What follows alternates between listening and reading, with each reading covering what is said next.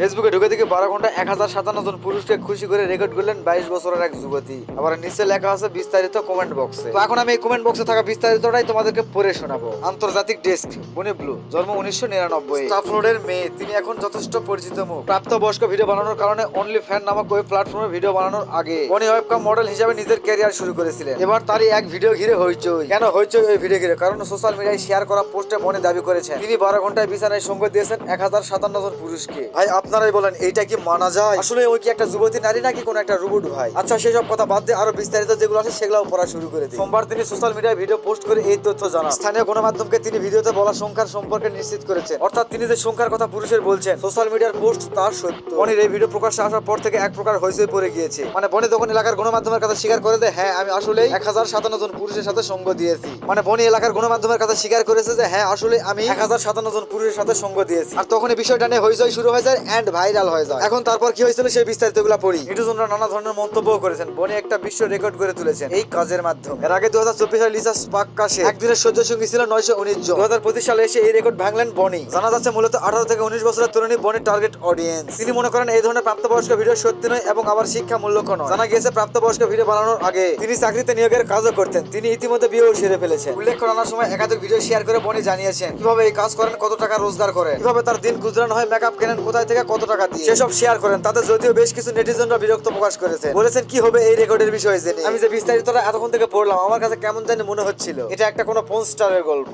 আর এই নিউজটা এতটুকুই ছিল। সো এরকম নিউজগুলো দেখতে আমার চ্যানেলের সঙ্গেই থাকো। লাইক, কমেন্ট, শেয়ার এন্ড চ্যানেলটা সাবস্ক্রাইব করো। ধন্যবাদ। আবারও কথা হবে এরকম একটা ভয়ঙ্কর নিউজের সাথে।